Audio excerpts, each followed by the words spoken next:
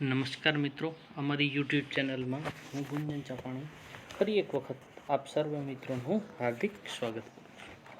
મિત્રો, આજે આપણે વાત કરીશું ધોરણ 11ના ચેપ્ટર નંબર 8 વિશે. એની અંદર આપણે વાત કરીએ તો કે પહેલી વસ્તુ આપણે વાત કરીશું કોષની બેઝિક વસ્તુ વિશે. તે પહેલાં મિત્રો આપણે જાણવું જરૂરી છે કે સજીવ એટલે શું છે. હવે મિત્રો, તમે બધા આગલા ધોરણોની અંદર ભણી જ ગયા છો. સજીવ એટલે કે જીવંત વસ્તુ, જીવંત જે છે એને આપણે કહીએ સજીવ, લિવિંગ થિંગ્સ.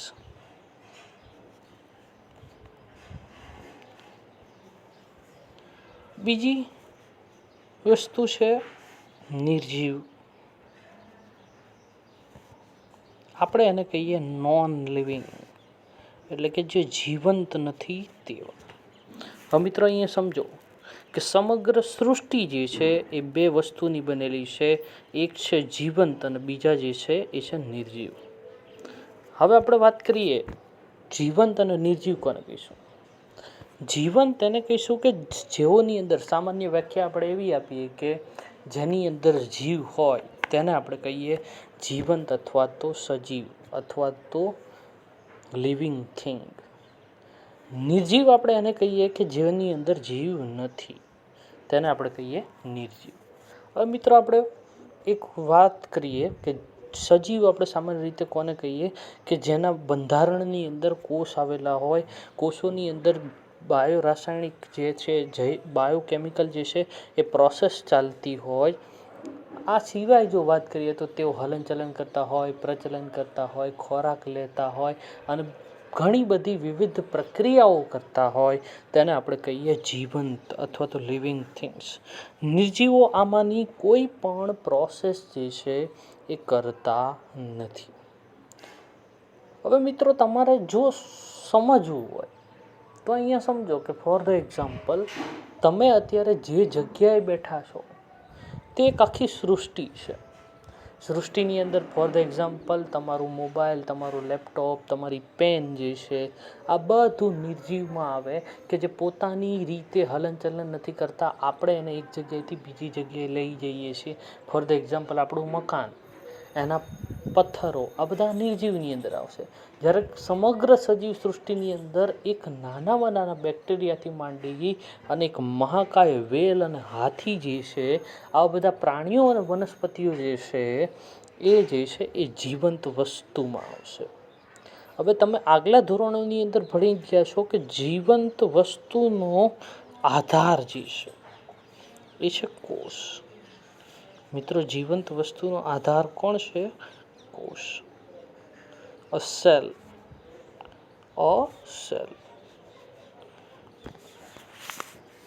બીજી વસ્તુ વાત કરીએ તો સેલ શું છે? સેલ એટલે કે કોષ. સેલ જે છે એ કોઈ પણ સજીવનો બંધારણીય એકમ છે અથવા તો બંધારણીય ઘટક છે. એટલે આપણે એવી વાત કરી શકીએ કે આપણું શરીર જે છે એનું બંધારણ જે બનાવે છે એ કોષ છે. હવે આપણે એની અંદર વાત કરી શકીએ કે આ બંધારણીય એકમ કોઈ પણ જીવંત વસ્તુ અથવા તો ઓર્ગેનિઝમ્સ જે છે એમના બંધારણમાં અગત્યનો ભાગ ભજવે છે, એમની રચના અને ક્રિયાઓની અંદર અગત્યનો ભાગ ભજવે છે. આ સિવાય જો આમને આપણે ડિવાઈડ કરવા હોય તો આપણે ડિવાઈડ જે છે એ જીવંત વસ્તુઓને બે ભાગમાં કરશું. બે પ્રકારના સજીવો, જેને આપણે કહીએ યુનિસેલ્યુલર અને બીજા છે મલ્ટી સેલ્યુલર. યુનિ એટલે કે એક જ કોષ ધરાવતા હોય એવા એક કોષી, અને મલ્ટી એટલે બહુકોષી, ઘણા બધા કોષો ધરાવતા હોય એવા બહુકોષીય સજીવો. હવે એની અંદર આપણે વાત કરીએ એક કોષીની અંદર, એક્ઝામ્પલ તમે આગલા ધોરણોની અંદર પણ ભણી ગયા છો અમીબા છે, પેરામિશિયમ છે, યુગ્લિના છે, હજારો પ્રકારના જે છે એ બેક્ટેરિયા જે છે, આ બધા એક કોષીના એક્ઝામ્પલ છે. બહુકોષીના એક્ઝામ્પલ તમે હજારોની સંખ્યામાં આપી શકો.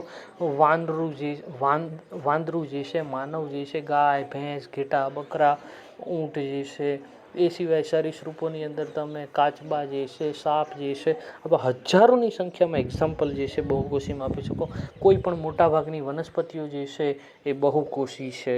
તો આવા હજારોની સંખ્યામાં જે છે એ એક્ઝામ્પલ તમે આપી શકો. આપણે વાત કરી કોષ કેટલા? બે. જીવંત વસ્તુઓ બે પ્રકારની, એક તો એકકોષી, એક તો બહુકોષી, યુનિસેલ્યુલર ઓર મલ્ટીસેલ્યુલર. હવે મિત્રો આપણે વાત કરીશું કોષ, સેલ વિશે વાત કરીએ. આપણે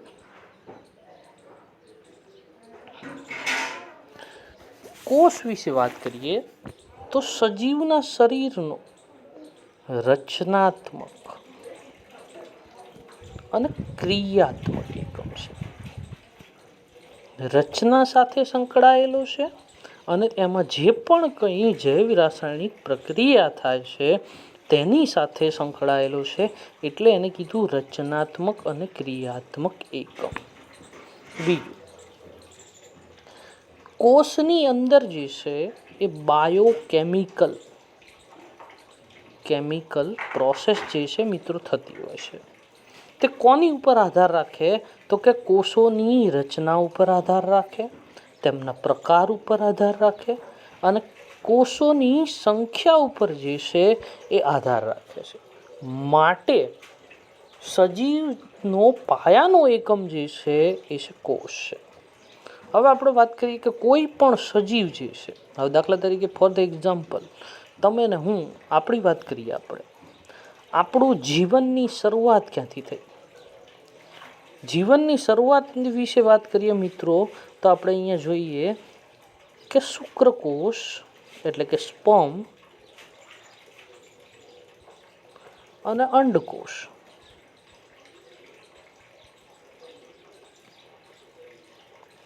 આ બંનેનું મિલન થાય, યુગ્મનજ રચાય.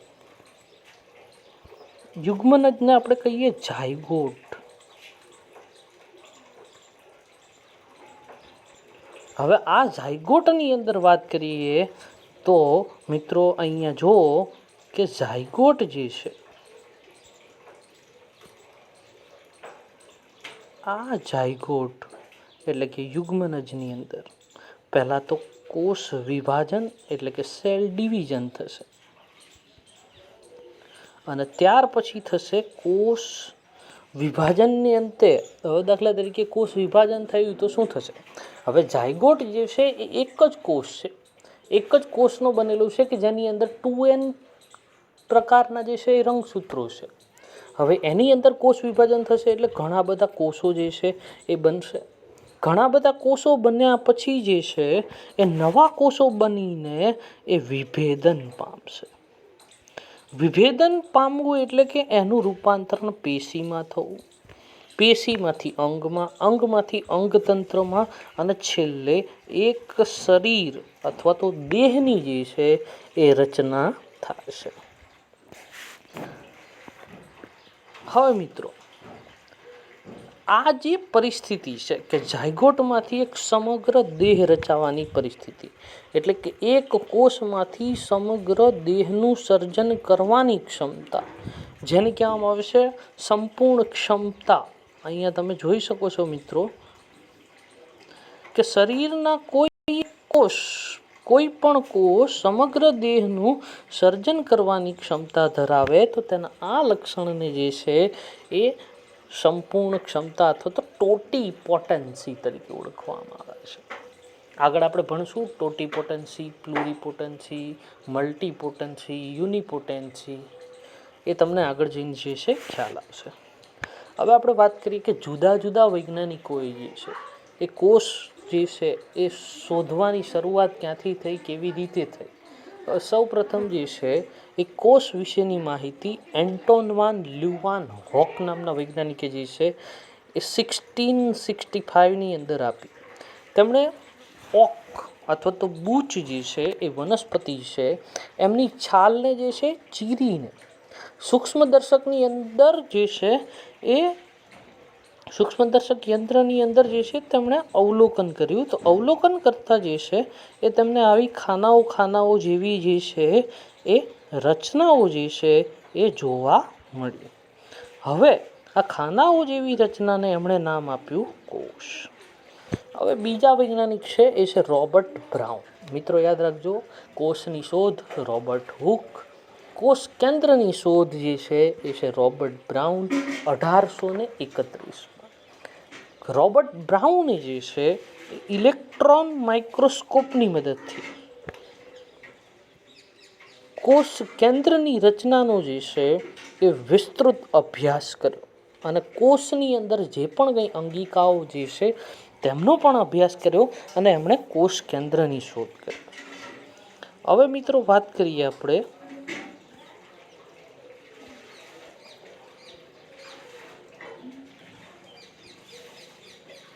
કે કોષવાદ શું છે.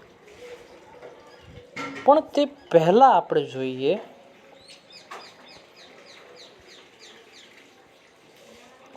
કોષવાદ શું છે. કે કોષવાદ એટલે કે કોષ વિશેની ધારણા બે વૈજ્ઞાનિકોએ રજૂ કરી, સ્લીડન અને સ્વોન. મિત્રો યાદ રાખજો, મેથિયસ સ્લીડન અને થિયોડોર સ્વોન દ્વારા જે છે 1838. મિત્રો ઈસવીસન અથવા તો સાલ યાદ નહીં રાખો તો પણ ચાલશે, પરંતુ કોણે કોષવાદ આપ્યો તો કે સ્લીડન અને સ્વોન નામના વૈજ્ઞાનિકે જે છે. સ્લીડન જે છે એ જર્મન વનસ્પતિશાસ્ત્રી હતા, જ્યારે સ્વોન જે છે એ બ્રિટિશ પ્રાણીશાસ્ત્રી હતા. હવે તેમણે જુદા જુદા ઘણા પ્રકારના કોષો જે છે, સ્લીડને એવું કીધું કે વનસ્પતિઓના જુદા જુદા ઘણા બધા પ્રકારના કોષો જે છે એ ભેગા મળીને જે છે એ વનસ્પતિ પેશીની રચના કરે છે. આજે આપણને ખબર જ છે કોષો બધા ભેગા મળીને પેશીની રચના જે છે કરે છે, પણ ત્યારના સમયમાં આવું કહેવું જે છે ખૂબ જ અઘરું હતું, કારણ કે ઘણા બધા સંશોધન કાર્યો જે છે એ દર્શાવવા પડતા અને અંતે જે છે એ નક્કી થતું. અને બીજી વસ્તુ કે સ્વોને જે છે એ કોષો ફરતે જે છે પાતળું સ્તર આવેલું છે, જેને આપણે કહીએ છીએ પ્લાઝ્મા મેમ્બ્રેન, અથવા તો બીજા શબ્દોમાં આપણે એને PM તરીકે ઓળખીએ છીએ, જે પ્રોટીન અને લિપિડનું બનેલું છે. તેમની જે છે કોષરસ પટલ તરીકે આપણે એને ઓળખીએ છીએ, એમનો જે છે અભ્યાસ કર્યો. અને વનસ્પતિ કોષોમાં કોષ દિવાલની હાજરી જે છે એ જોવા મળે છે. તમને ખબર છે મિત્રો, અગાઉના ધોરણોમાં પણ તમે અભ્યાસ કરી ગયા છો કે પ્રાણી કોષ જે છે એમાં ફક્ત કોષરસ પટલ, જ્યારે વનસ્પતિ કોષમાં કોષરસ પટલ સિવાય બહારની બાજુએ જે છે એ કોષ દિવાલ આવેલી છે, એવી જે છે એમણે વાત કરી. અને બંને વૈજ્ઞાનિકોએ જે છે એ સંયુક્ત રીતે એટલે કે ભેગા મળીને સેલ થિયરી એટલે કે કોષવાદ જે છે એ આપ્યો. હવે એમાં એમણે અમુક જે છે એ વસ્તુ રજૂ કરી, જેમાં બે વસ્તુ મુખ્ય છે. તેમણે શું કીધું કે બધા જ સજીવો જે છે, જે જીવંત છે, એ કોષોના બનેલા છે અને એની નીપજના બનેલા છે. મિત્રો યાદ રાખજો, પહેલું વાક્ય એમણે શું કીધું, બધા જ જીવંત સજીવો જે છે એ કોષ અને તેમની નીપજના બનેલા.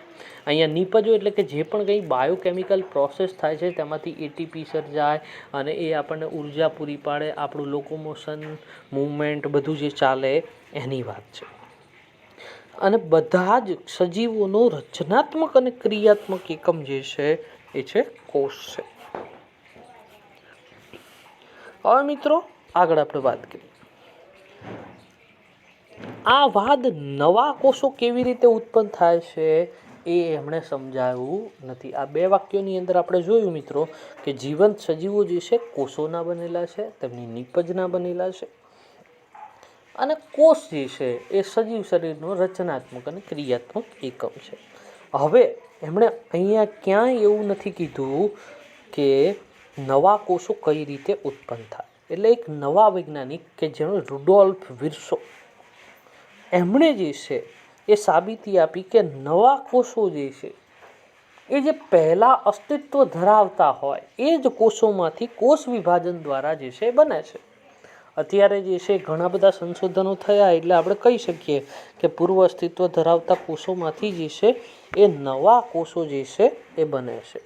ત્યારબાદ જે છે સ્લીડન અને સ્વાને કોષવાદમાં સુધારો કરીને રજૂઆત કરી, અને આ સુધારો કરીને રજૂઆત જે છે આ રીતે છે.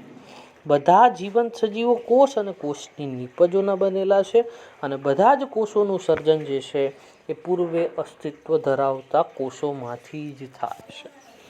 હવે મિત્રો જો આપણે વાત કરીએ તો કોષો જે છે એ બે પ્રકારના છે. બે પ્રકારના કોષોની અંદર આપણે વાત કરીએ તો કે કોષ જે છે એ પહેલાં તો સજીવ શરીરનો નાનામાં નાનો એકમ છે. વનસ્પતિઓ, પ્રાણીઓ અને અન્ય સૂક્ષ્મ સજીવો જે છે, માઇક્રોબ્સ જે છે, બેક્ટેરિયા જે છે, એમની રચનામાં પણ જે છે એ કોષ છે. હવે જો આપણે વાત કરીએ તો અંગિકાઓના આધારે એની અંદર જે અંગિકા આવેલી છે એમને આધારે કોષ જે છે એ બે પ્રકારના છે. હવે પહેલી વસ્તુ, હવે એની અંદર આપણે વાત કરીએ તો પ્રોકેરિયોટ એટલે આદિ કોષ કેન્દ્રીય, અને બીજા જે છે એ છે યુકેરિયોટ. હવે મિત્રો અહીંયા સમજો, પ્રો એટલે કે પ્રાથમિક પ્રકારના, કેરિયોટ એટલે કેરિયોન જે છે એ લેટિન શબ્દ છે. લેટિન શબ્દમાં કેરિયોનનો મતલબ થાય કોષ કેન્દ્ર. કોષ કેન્દ્ર જેમનું પ્રાથમિક પ્રકારનું છે. અહીંયા પ્રાથમિક પ્રકારનો મતલબ જેમાં પટલ વિહીન કોષ કેન્દ્ર છે, એવા સજીવો જેને આપણે કહીએ આદિ કોષ કેન્દ્રીય. આદિનો મતલબ અહીંયા જૂના નથી, પરંતુ કે જેમાં કોષ કેન્દ્ર પટલ જે છે એ વિકાસ પામેલો નથી તેવા છે. યુકેરિયોટિક એટલે કે સુવિકસિત કોષ કેન્દ્ર ધરાવતા હોય એવા. યુ એટલે કે જેમના કોષ કેન્દ્ર પટલ જે છે એ સુવિકસિત હોય તેવા જે છે એ. હવે આપણે જો મિત્રો વાત કરીએ કે યુકેરિયોટ્સની અંદર બે પ્રકારના કોષો છે.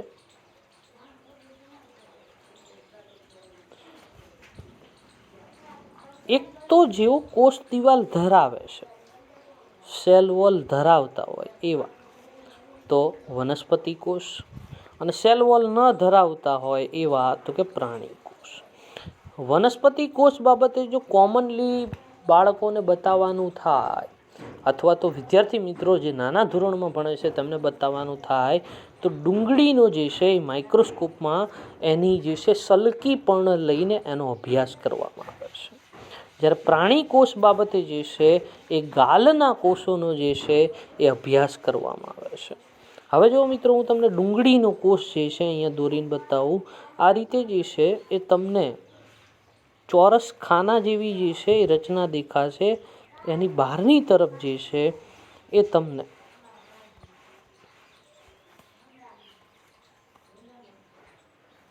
આ રીતની એક પાતળી જે છે એ રચના દેખાશે. આ પાતળી રચના જે છે કોષ દિવાલ છે, જ્યારે અંદરની જે રચના જે છે એ છે કોષ રસ પટલ. જ્યારે પ્રાણી કોષમાં ફક્ત કોષ રસ પટલ આવેલું હોય છે, કોષ દિવાલ આવેલી હોતી નથી. હવે બીજું, હવે ફોર ધ એક્ઝામ્પલ મિત્રો આ કોષ છે, કોષની અંદર આ જે છે કોષ કેન્દ્ર અને કોષ કેન્દ્રિકા, ન્યુક્લિયસ. હવે મિત્રો ન્યુક્લિયસની વાત કરીએ તો ન્યુક્લિયસ જે છે એની અંદર જે છે એ રંગસૂત્ર આ રીતના જે છે એ રંગસૂત્ર આવેલા છે. એ રંગસૂત્રની અંદર આવેલું છે ડીએનએ. આ ડીએનએ જે છે એ આનુવાંશિક દ્રવ્ય છે. સમજાઈ ગયું મિત્રો? આ ડીએનએ કેવું છે? આનુવાંશિક દ્રવ્ય છે. આજના લેક્ચરમાં મિત્રો આટલું જ. વધુ ચર્ચા જે છે એ આવતા લેક્ચરની અંદર આપણે કરીશું. છતાંય મિત્રો આવી વધુમાં વધુ માહિતી, હવે છતાં એક વસ્તુ વિશે વાત કરી દઈએ, કોષની અંદરનો કોષરસ મિત્રો એટલે પૂરું જ થઈ જાય, આપણે આગલા લેક્ચરમાં એની ચર્ચા ન કરવી. કોષની અંદરના કોષરસ જે છે આધારક તરીકે છે મિત્રો. આ આધારકની અંદર 65થી માંડીને 80% જે છે એ પાણી છે. આ પાણી જે છે એ સિવાય જો આપણે વાત કરીએ તો પાણી સિવાય કોષનો 95% ભાગ, પાણીને અત્યારે છોડી દીધો, કાર્બન, ઓક્સિજન, હાઇડ્રોજન અને નાઇટ્રોજનનો બનેલો છે. 95% ભાગ છે એનો કાર્બન, ઓક્સિજન, હાઇડ્રોજન અને નાઇટ્રોજનનો બનેલો છે. અને બાકીનો જે છે એ 5% ભાગ જે છે એ કેલ્શિયમ, પોટેશિયમ, સલ્ફર અને આ સિવાય બીજા 30 અન્ય સંયોજનોનો જે છે એ બનેલો છે. આ વાત થઈ મિત્રો આપણી કોષ વિશે. હવે આપણે વાત કરીશું આગળ મિત્રો કોષ અન્ય અંગિકાઓ જે છે એની અંદર કેવી છે તેના વિશે. થેન્ક યુ મિત્રો. આવી અન્ય નવી જાણકારીઓ માટે અમારી ચેનલને લાઈક કરો, સબસ્ક્રાઈબ કરો અને કોમેન્ટ્સ કરો.